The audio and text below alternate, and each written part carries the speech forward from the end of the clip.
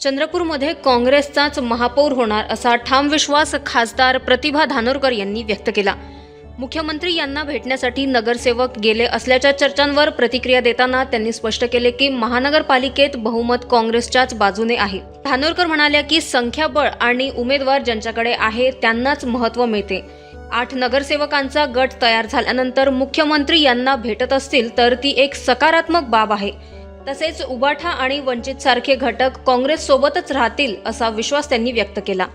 कोणी कोणाकडे जरी भेटलं असेल तरी बहुमताच्या जवळपास आम्ही आहोत आणि मला विश्वास आहे 100% महापौर हा काँग्रेसचाच या महापालिकेवरती बसेल।